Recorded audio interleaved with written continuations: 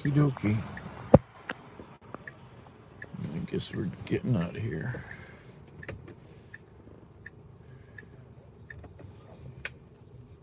Right, Fredo? Oh, that's right.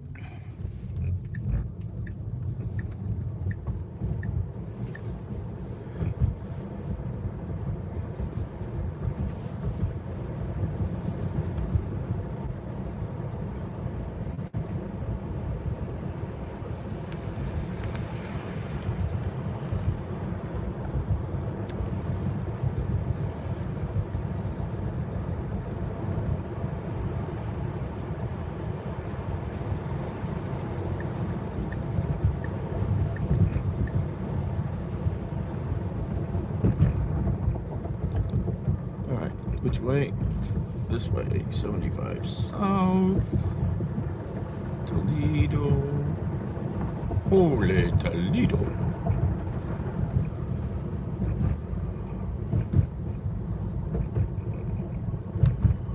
It's the Motor City Casino.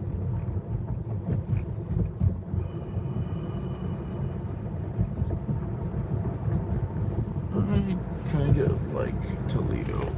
I mean, Detroit. What time is it? 3 a.m., 4 a.m., 3 a.m. Where are we at here? Go around and around through a bunch of freeway interchanges here.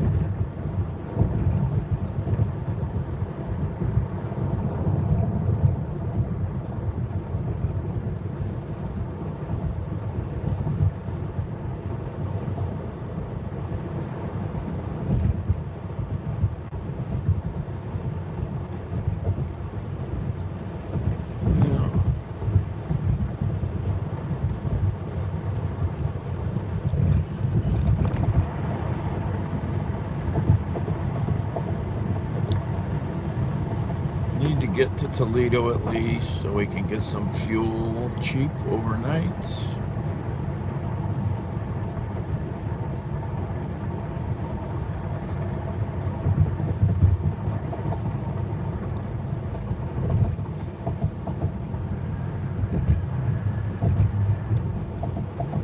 Pretty crazy the way the freeways kind of go around here. Not exactly straight lines to get from A to B in this neighborhood. You got the freeways twist and turn all around the place. The way that they had to get them in.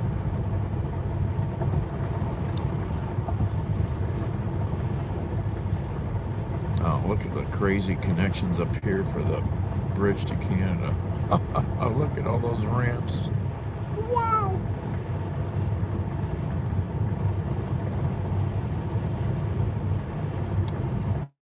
And it's a shame you cannot walk to Canada. You have to be in a vehicle. Maybe you could go on a bicycle. I'm not sure about that even. I don't think so, maybe. I don't know how you get a bicycle even over there from here. You can't walk. I wish I'd investigated it more. I'm not sure if there's a bus that... I'm sure there's some sort of bus that'll go between. Complicated. It shouldn't be that complicated.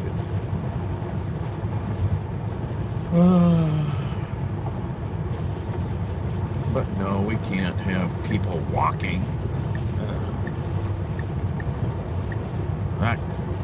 Who's going to pay for that?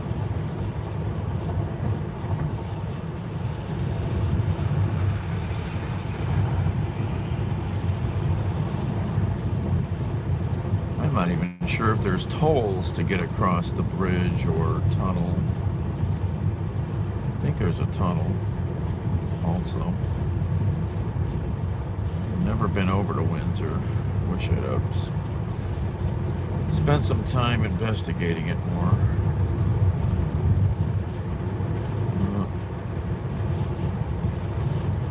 Can't take this car over there, so that's no fun. Oh, I got lots of freeway work.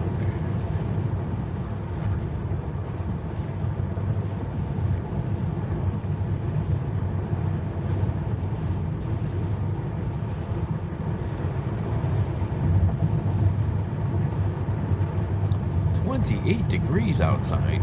Yikes.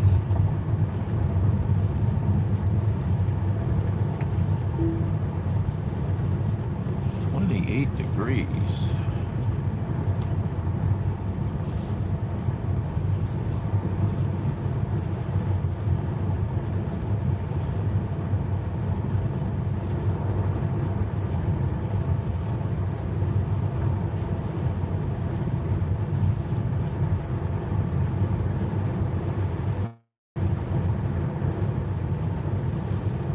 Are we on the right path now?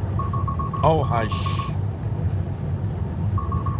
Take control, take control. Oh my gosh. It's horrible. Stupid car. Thinks it's so smart.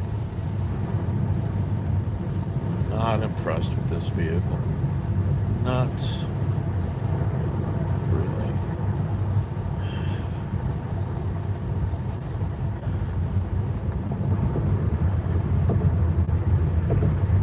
Too many things it's trying to tell you to do. Oh.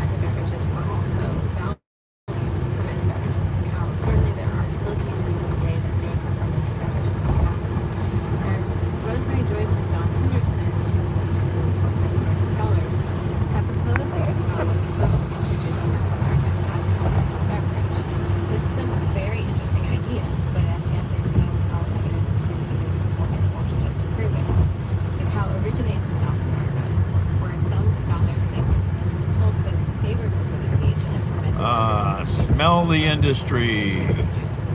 Lovely. And to this day, it's used there for sherbets and for ice cream and for vinegar. And in the hypothesis of Joyce and Henderson, they suggest that that beverage was introduced to lower Central America and came up through Central America as simply a beverage of home, fermented beverage. And as cacao came to the limits of where the tree could be grown, this idea of using the seeds, which were naturally fermented in the pulp, instead of the pulp, began, and it became a very important trade item. And that's how the seeds began to be used for brown beverage, the seeds as opposed to the fruit. That's fascinating. What about the word for chocolate, the modern word? Maricel, it's often said that it comes from the Aztec language, Nahuatl, but there are other competing explanations for the origin, aren't there? Yes, we often hear that it came from choco, that's spelled with an X, which means bitter, and apple, which means water. But I follow Michael Cook's opinion that probably it comes from a Maya, maybe a Quiche Maya noun for hot water. But the thing is that what the Spaniards did is that they replaced ha, which means water, for apple, which is a Nahuatl. They were probably more familiar with Aztec ways, and so from there it goes into chocolato, and that's how it's described by Francisco Hernandez, who was a royal physician working on a botanical mission in Mexico in the 1500s. He describes a drink made with ground cacao, seitan seeds, and later, we find that Acosta uses the Hispanicized word as chocolate, which has remained to this day.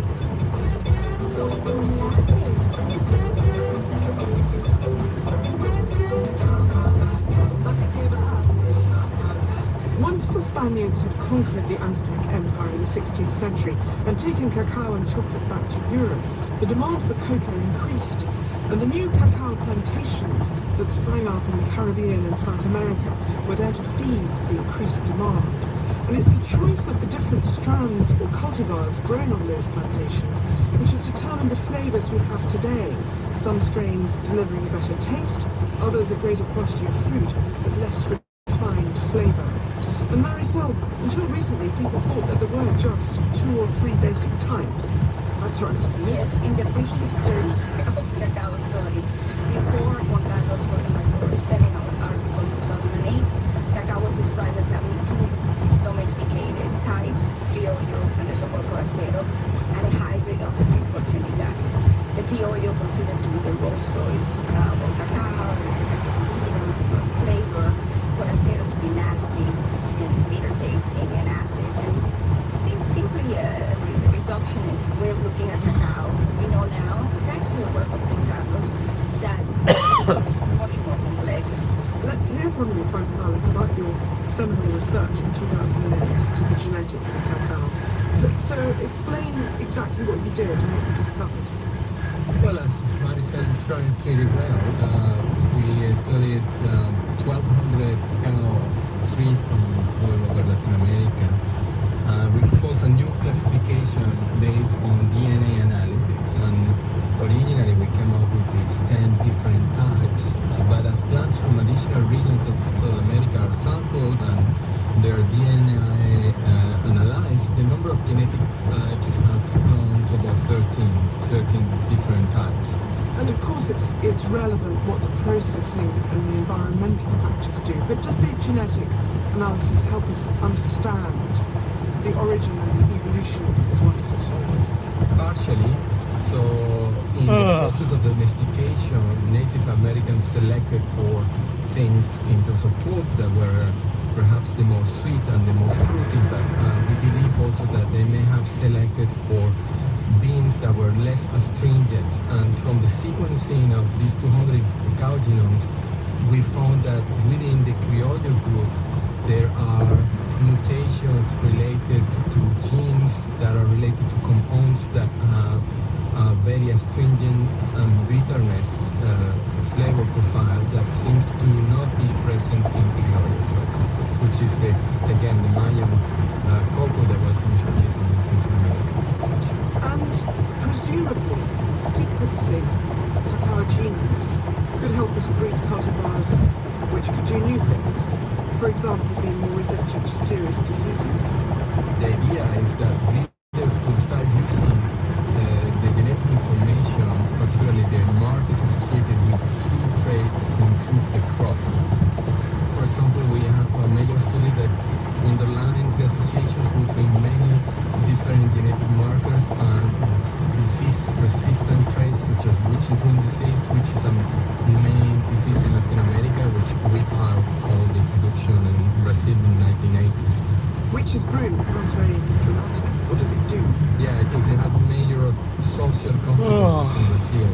They had a major economic impact in the producing areas, and farmers abandoned their farms, and workers moved to the cities because they had no jobs. So we have been working very hard to prevent that these epizootics or plant epidemics occur in other countries by doing this preventative breeding, which is identifying the genes or genetic markers related to these disease-resistant traits and putting them together in cacao trees based on all the sequencing information so that we can develop healthier, more productive, tastier clones that will enhance the productivity of the crop but also the incomes of the farmer. Juan Carlos, you're from Venezuela. It is seen as a country which has some of the world's tastiest cacao. Do we know what, from a biological point of view, makes it so good? Genetic has part of it on this, but at the end it's like wine. It's a combination of genes, terroir, and savoir-faire or know-how. So, for example, there is this famous region in Venezuela called Chuao. It's in a fairly arid area, but it's irrigated by a river which brings lots of rich sediments. And originally it was a cacao farm founded in the 16th century, and the farm farm was given to the descendants of the slaves. It was given to them by the Venezuelan government in the 19th century. And they have been managing these farms from generation to generation for 400 years. And this accumulated know-how for that know-how had a major positive impact on the quality of the beans over time.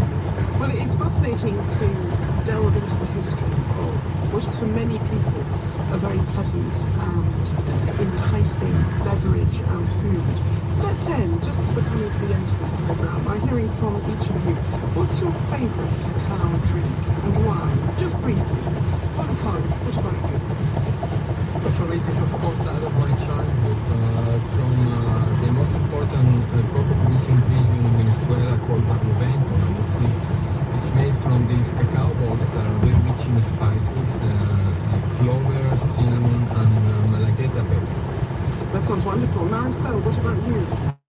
Well, I have several favorite drinks, and like Juan Carlos, I have a Venezuelan favorite drink from Paria Peninsula with half a dozen spices, which I adore and I do all the time. But I also like historical recipes, and there is a 1644 recipe that I love because it has achiote, it has peppers, it has, it's a combination of all the New World ingredients.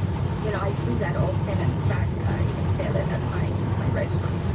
And there is a simple one from Colombia that I learned from a very old friend of mine from Bucaramanga, which is just a simple chocolate drink. But what they do is that they put a little bit of mint at the end, which I thought was very special and very unique. But also they drink the chocolate with cheese, with Dutch cheese or queso blanco. And this is colonial, to add little pieces of cheese to the chocolate and have it melt, and then they would eat it, and I think it's delicious. You find that also in the Venezuelan Andes, and this has been recorded since the 19th century at least. Cameron, what about you? My favorite traditional cacao beverage is tecate, particularly when it's made from scratch. Tecate is a complex beverage produced in the communities of Oaxaca, Mexico. It contains a wonderful assemblage of ingredients. It has cacao, patache, grosso con coconuts, zapote pits, and those are cacao flowers. I particularly like that it has flowers inside it. And it has a nutty, somewhat creamy, but pleasant consistency with a dense fatty foam on top. It's delicious. Well, we started the programme with that Aztec recipe for a ceremonial cacao drink, and so we'll finish with something a bit more palatable. In fact, it's that recipe you just described, Maricel, inspired by your trip to the Andes Mountains in Colombia. I'll give the ingredients in just a moment, but first let me thank all three of you for great insights into the world of cacao in Latin America. Cameron McNeil, Juan Carlos Montemayor, and Maricel Lucilla. There's a lot more brain food to be found on our website. Just search for the Forum and BBC World Service. But here are the ingredients you need to make that Colombian mint-flavoured hot chocolate with a twist. 8 cups whole milk, half cup of sugar, 6 sticks cinnamon, 7 ounces dark chocolate, preferably 70% or more cacao content, 4 sprigs spearmint, 8 ounces udon, Edam or Colombian fresh cheese, queso blanco, for dunking into the hot chocolate.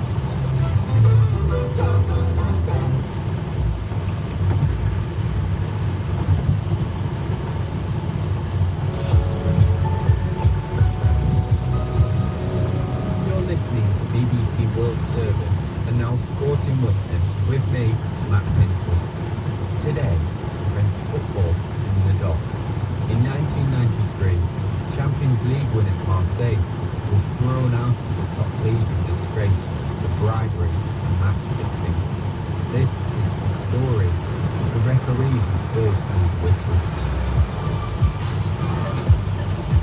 It's the 20th of May 1993 at the Stade Nungesser in the town of Valenciennes in France. Marseille are in town, closing in on their 5th straight league title. Marseille were preparing for the final of the Champions League on the following Wednesday, and this game was happening just a few days before. So I thought Marseille would try and avoid injury. The context was this: Marseille needed a draw to win the league, and their opponents Valenciennes needed a draw to stay in the division. That's the referee for the game, Jean-Marie Vaniel. As the match kicks off, he notices something a bit odd about the players. Un autre point qui m'avait One thing that struck me was the behavior of an Argentinian player for Valenciennes called Burruchaga. In previous games at refereed, he was the first player to contest decisions. But in this game, every time I made a decision against Valenciennes, Burruchaga would come and calm his players by saying, calm down, the referee is right. Then there was another player called Glassman for Valenciennes. He was practically the only one running. It all seemed very bizarre to me. At half-time, Jean-Marie goes back to the locker room. Something's wrong, and he knows it. lorsque je suis rentré à la fin de la première période. When I got to the locker room, I told the other two linesmen, this game is not normal. Halftime is normally 15 minutes, but this lasted a lot longer. When the players finally did emerge for the second half, no one said anything. Then, just as I was going to blow my whistle to start the game again, Glassman came up to me. He said, we want to lodge a complaint. It emerged that there had been a heated discussion between the Marseille and Valenciennes presidents. Before the game, they'd agreed on a draw, but during the first half, Marseille had scored, so their deal had become void. Marseille president Bernard Tapie no longer wanted to stick by their deal. The deal was off. The deal was off. The game continued. J'ai écrit sur la feuille de match. At the end of the game, I wrote his complaint on the score sheet. Bernard Tapie and the president of Valenciennes, Romain Casse, came to my locker room. They argued vehemently, saying the deal hadn't been respected. In the early 90s, there were few bigger names in French sport or politics than the flamboyant Marseille and Adidas president, Bernard Tapie. And under his presidency, Marseille went through one of the most successful periods in their history, winning trophies galore. L'équipe est vraiment, c'était une équipe extraordinaire. The team was extraordinary. And what made the difference was Bernard Tapie's presence. He was a character who really knew football, but also knew how to manipulate people, who could be your best friend just like he could step on you without realizing it. So going to Marseille really was hard as a referee. I'll tell you two anecdotes. I often refereed in Marseille. One time, I went to ref at Marseille and a club delegate came up to me and says, Mr. Vaniel, Bernard Tapie knows you're going back to Paris. He's going there with his plane. Would you like to go with him? And so, after the game, Tapie brings me back in his plane. 3 weeks later, I go back to Marseille. But this time, Tapie wasn't happy with the referee, so I ended up going back on the metro rather than his plane. In the 1992-1993 season, Marseille went for the jugular. They were on course to win the French League, and they've made it to the Champions League final. They'd lost their last European final in 1991, and Bernard Tapie blamed that on the unavailability of two key players. He didn't want to risk that happening this time, so he hatched a plan to ensure victory. Bernard Tapie est venu dans mon vestiaire. Bernard Tapie came to my dressing room before the game against Valenciennes, and I told him, I think your team are here today to avoid injury. He said, no, we're really here to win, with so much conviction that I felt like there was something not natural. And once the game started, I realized something was wrong. After 10 minutes, a player got out of the game by pretending he was injured, and I was certain he hadn't been touched by his opponent. It's why I really felt like this game was abnormal. Celebration was unbounded throughout the country when Marseille unexpectedly beat AC Milan to become the first French winners of any European competition. But then, a player with struggling First Division team Valenciennes claimed that he and two colleagues had been offered money by Marseille to lose this league game and see Marseille to their fifth consecutive championship title. One Valenciennes player, Robert, injured after 10 minutes, left the field. His team lost 1-0 and as a result were relegated. Then Robert was arrested after the equivalent of £30,000 was dug up in his parents' garden. Eventually he admitted taking the money but denied planning to keep it. Marseille's president, the colourful and controversial left-wing politician Bernard Tapie, claims the money was lent to Robert to open a restaurant. Robert may have taken the money, but fellow Valenciennes player Jacques Glassman wasn't willing to play along. According to excerpts from his autobiography, Glassman said that his captain Robert had asked him to go easy in the game against Marseille. It was something he wasn't willing to do. So he replied report to the corruption to match referee Jean-Marie Vanier. Mais je peux aussi, We have to write up a report to the French Football Federation. When we send off a player, we have to explain why. Yet, with something as serious as the corruption alleged by Glassman, I was never summoned to the Federation to explain myself. And there was even who said to me, Jean-Marie, don't say anything. They wanted me to keep it all hidden. Despite Jean-Marie initially being asked to keep quiet, the evidence started to mount. Marseille was stripped of their league title, and Bernard Tapie was ordered to resign as president. And if that wasn't enough, Tears tonight from the fans and from the Marseille vice president. The city, its club and its people are distraught some 4 months after the scandal first broke. With Marseille scheduled to start the defence of their title a week on Wednesday, UEFA has sensationally decided.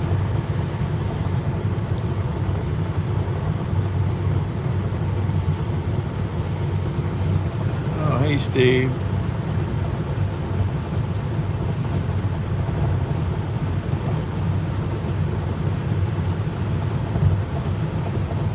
Yeah, I like Detroit, man. I mean, there's a lot in that city to learn about. My kind of town.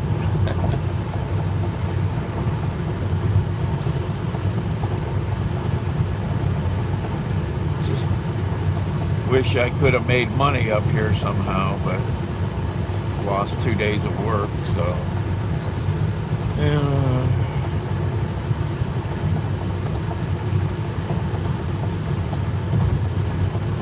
There's the big Meyer distribution center. I like Meyer shopping center, supermarkets.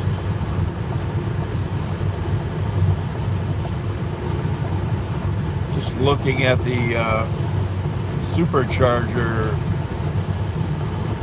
prices up ahead, and they're not even discounting it at night. That's shitty, man.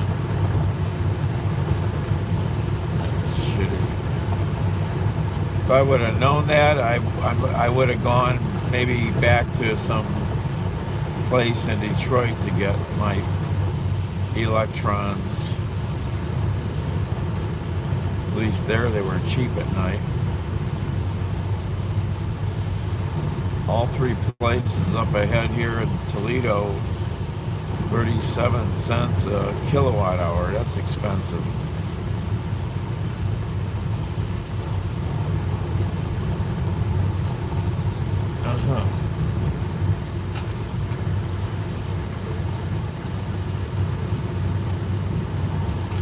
Where's my phone at?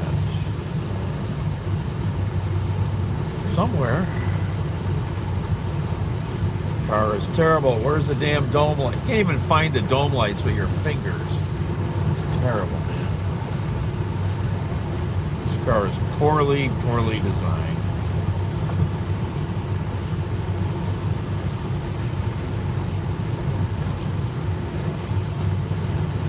Stuff shouldn't be that hard.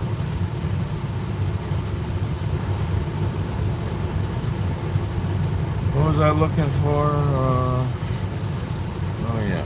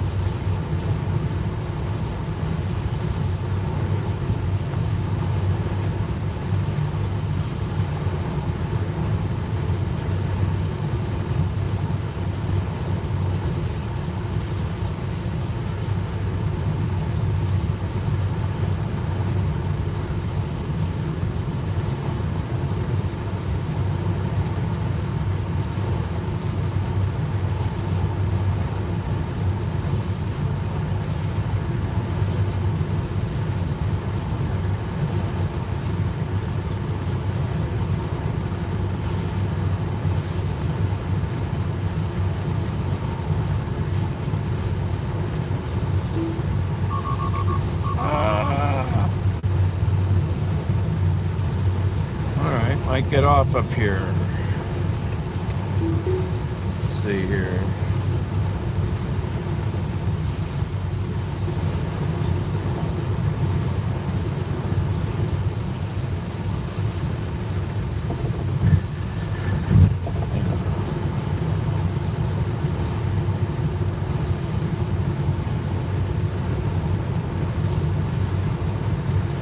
I'm gonna see if there's some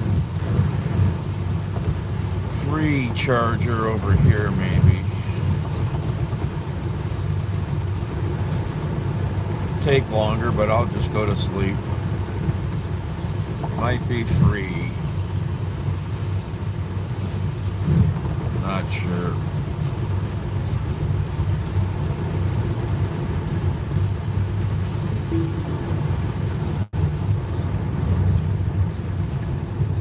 Downtown Monroe, Michigan.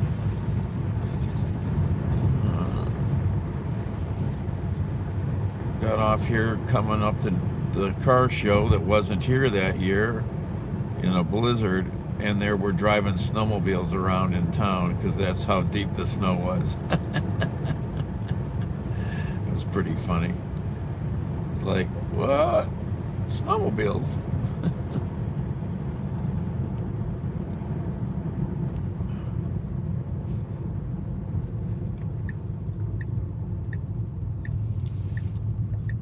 And I'm thirsty. Go find something to drink here. What does this thing say here?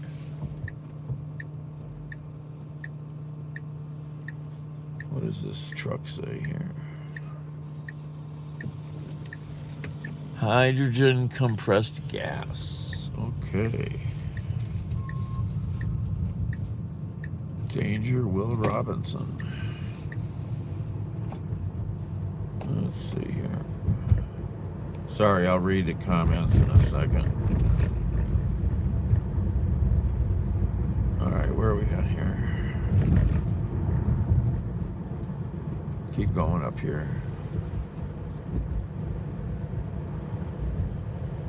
Let's see here.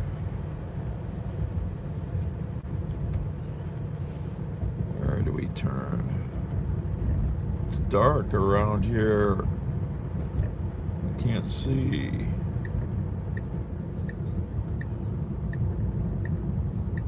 Might be here at this Hampton Inn. Those lights are bright. Gee. Okay. Let's see what we got.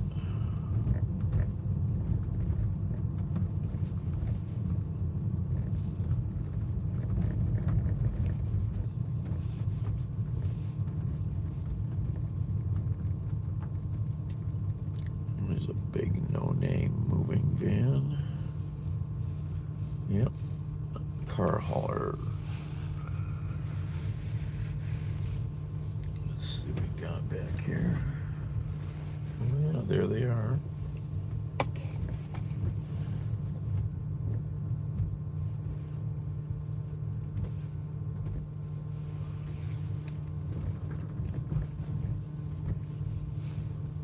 Let's see what we got over here.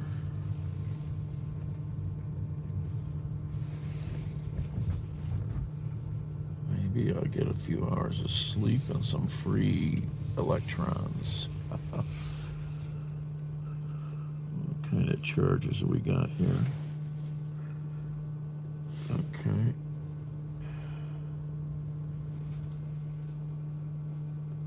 I gotta look at this. See which plug they got back here.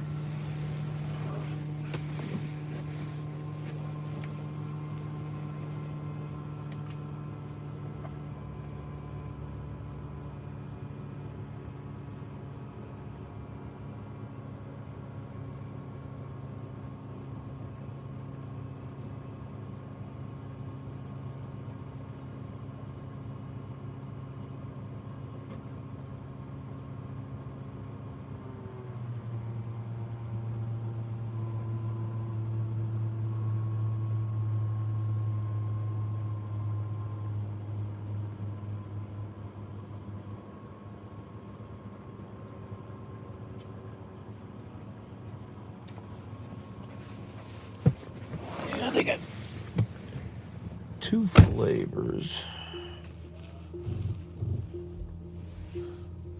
Tesla, they got the, I think they got the 1772 connector on the other one's a GE charger.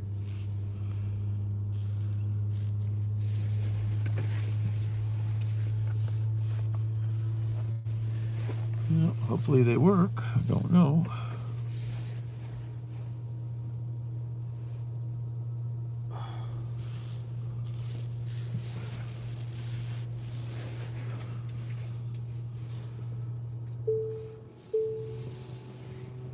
Okay.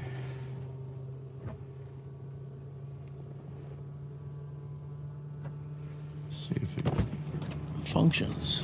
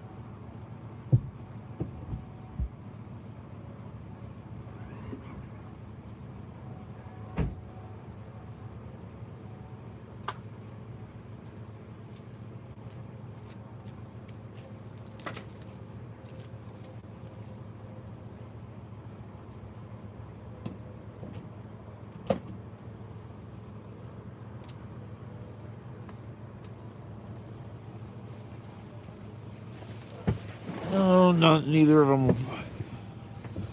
They probably have to turn the power on. Oh well.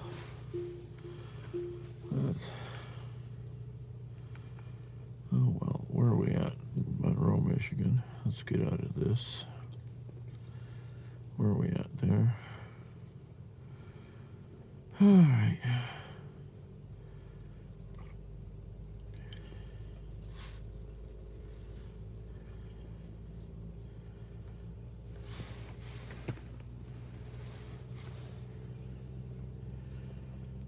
All right, well, let's keep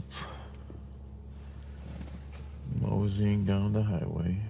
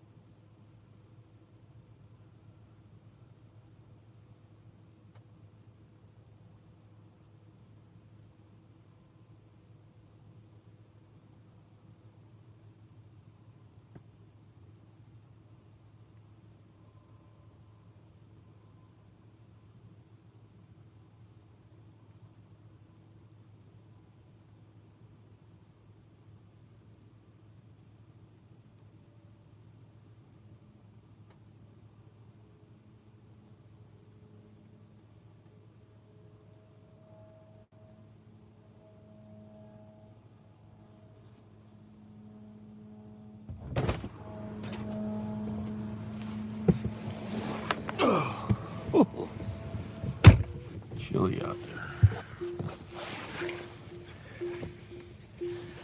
Truck driver.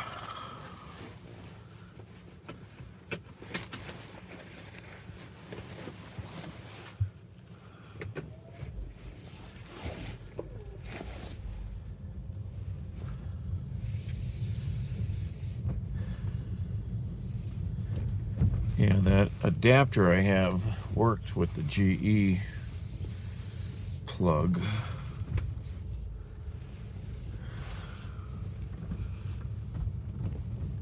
Oh.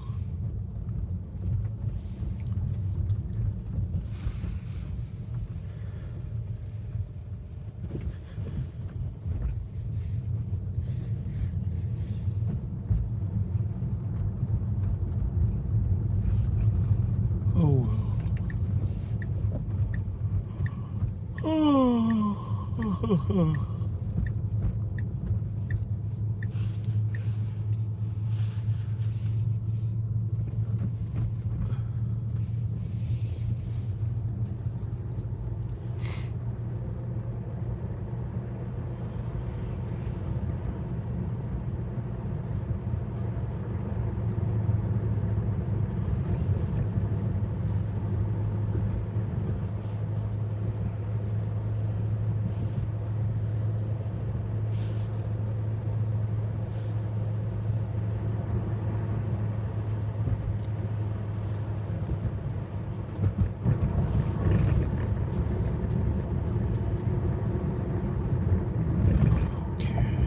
Ooh, bumpy, bumpy.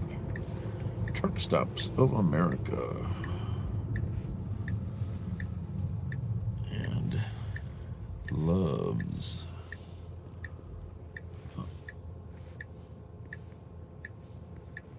Toledo, yeah, Toledo. Actually, downtown Toledo. I got there last year. Hello, Alex.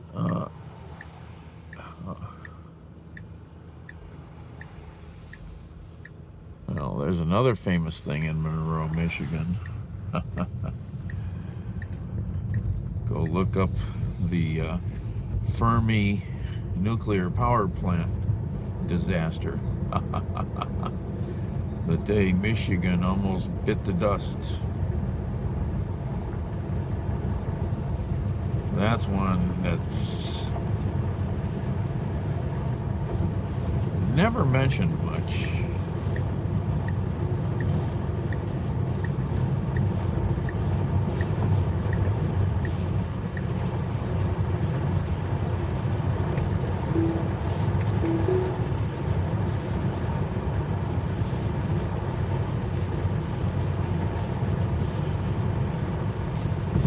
Downtown Toledo was pretty nice when I was there last year. Not real big, but they have a lot of work going on.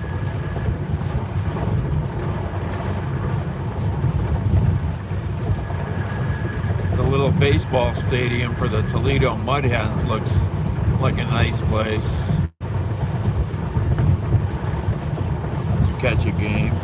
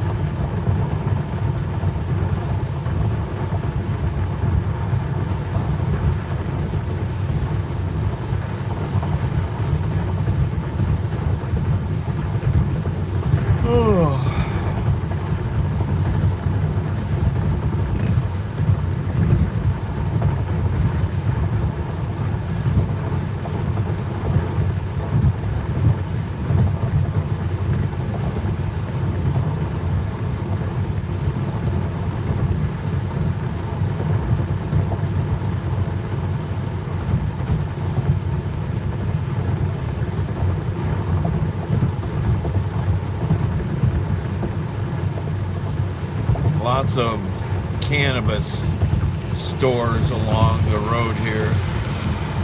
Big signs.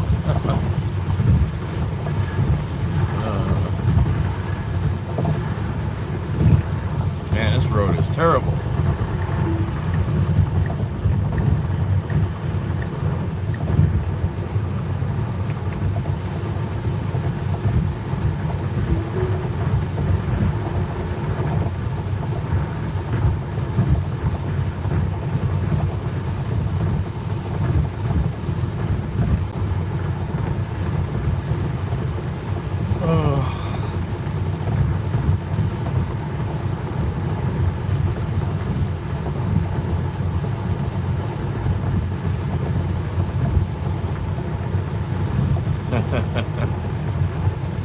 You know, it gets beat up a lot by all the trucks.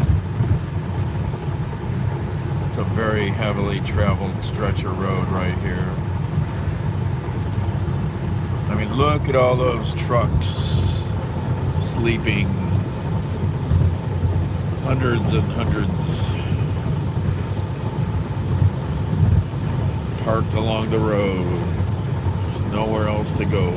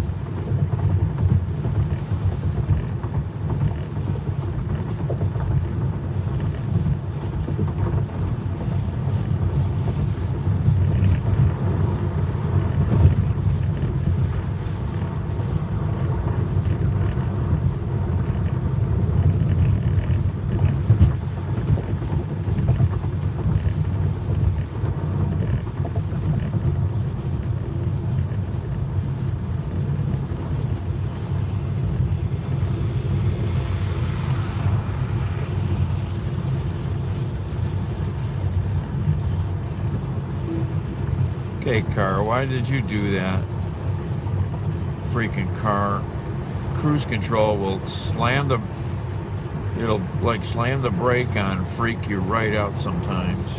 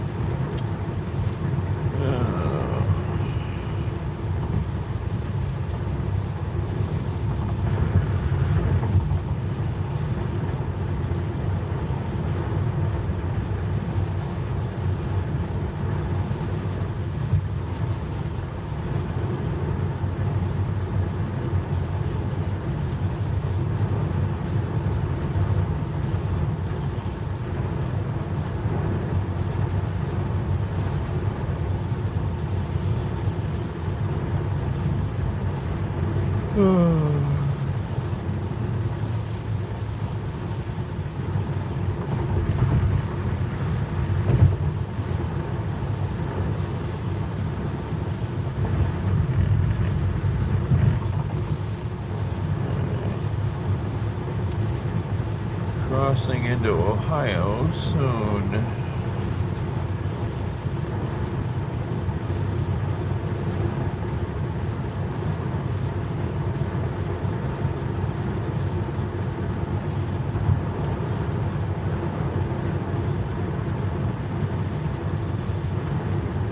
Here in front of me is the master switch to drop the control rods into the reactor. And I guess the question here is, how is this going to be updated if they're really going to get this plant online? Renovating an old plant like this has been done before in the US state of Tennessee. The reference case for me is Watts Bar 2, which was initiated 6 years prior to this plan. They mothballed it just like this plan. In 2009, they decided, let's finish this plant. In 2016, it became America's newest nuclear plant. The congressman's enthusiasm to get this plant running is not shared by everyone. People who live near the Bataan plant look at what happened to those living around the Fukushima plant in Japan and fear the same could happen to them. Here in the Philippines, it's always been devastated by typhoons, and we have a lot of earthquakes. Derek Kabe is the leader of the nuclear-free Bataan movement. It's a sleeping monster. That's why we cannot let the monster be awake again. But opinion polls show yeah. the majority of Filipinos are now behind the Marcos plan, and there's one big reason: their electricity bills. This is really a typical poor neighborhood of Metro Manila. It's pretty squalid conditions. They said one toilet between 10 households, and when the prices of food or electricity go up, let alone double as they have in the last year, these people really struggle. On a street corner outside her ramshackle house, I meet Marilu Kalika, a 47-year-old mother of 6. She looks emotionally exhausted. She couldn't pay her bills because the food, other house necessities, those prices gone up. So because that's their priority right now, they haven't paid it for 3 months, and she already received like the disconnection notice. Over the decades, they have tried multiple times to revive this plant. All have ended in failure. But now with the Marcos back in power in Manila, those who want to revive... And that's it for now from the newsroom.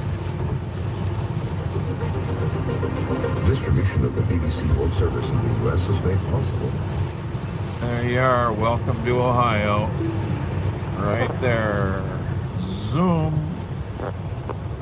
We're in the Buckeye again. All right, where do we get off here? Right up here.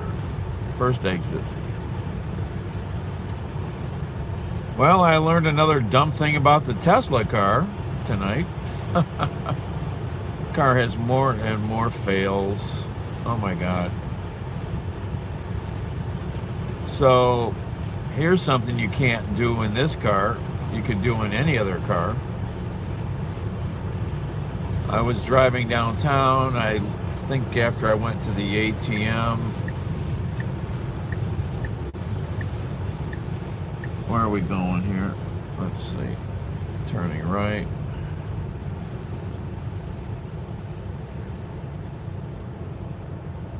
Might be over here in the Meyer parking lot.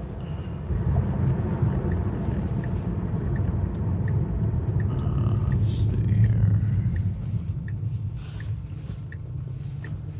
And I only had the door halfway closed, right?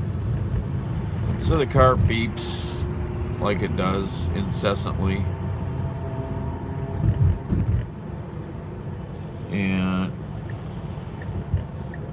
yeah, it's over here in the Meyer parking lot. I can see the Tesla pumps in the distance. And at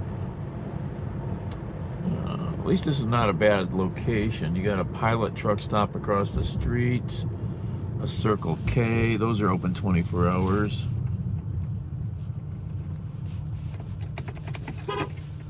Turn your lights on. You got no lights. Lights, you idiot. What a fucking moron. Guy's sitting there with no lights on, man. What a... and you think I can flash my headlights off and on? No, there's no easy way to do that in this car. Not in a hurry. The car is stupid. Freaking stupid. Tesla pumps. We got 1, 2, 3, 4, 5, 6, 7, 8, 9, 10. That one doesn't seem easy to reach, though. All right.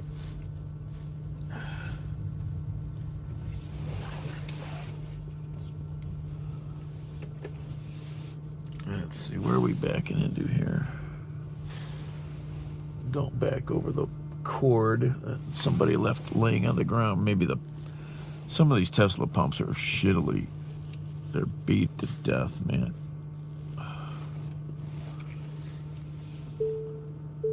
People are animals also.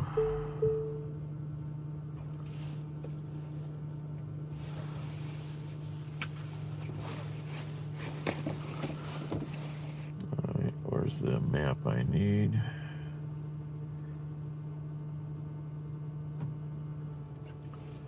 Got 57 miles left. 22%.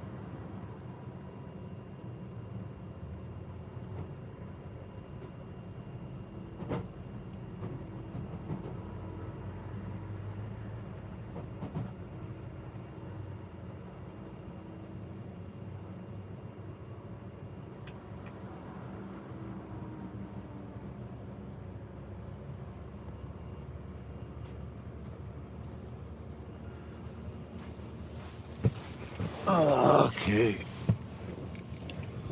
Oh, it's cold. Freaking 27 degrees.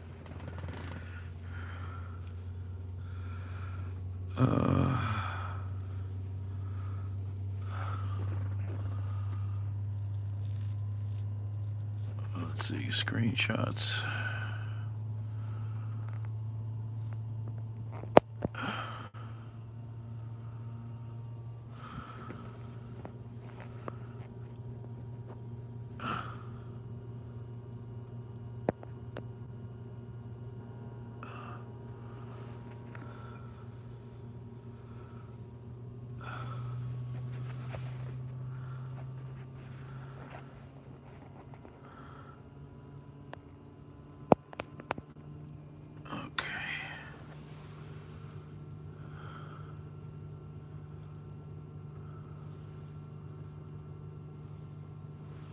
All right.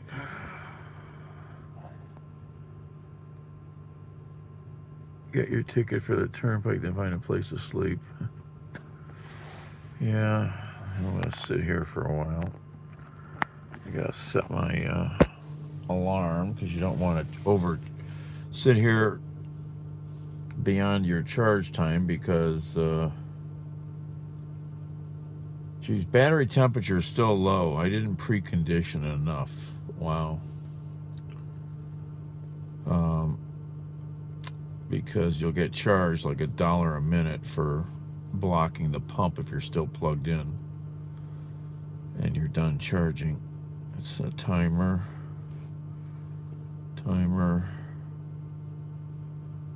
45 minutes. Sorry, 40 minutes now. Okay.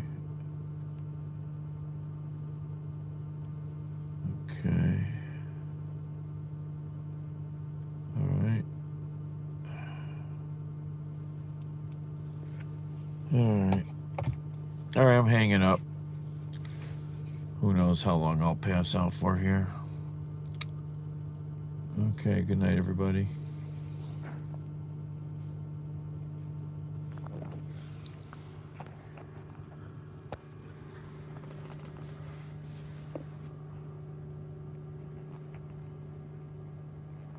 Come on, focus. Yeah, there's the frunk. Night, Steve. Night, everybody else.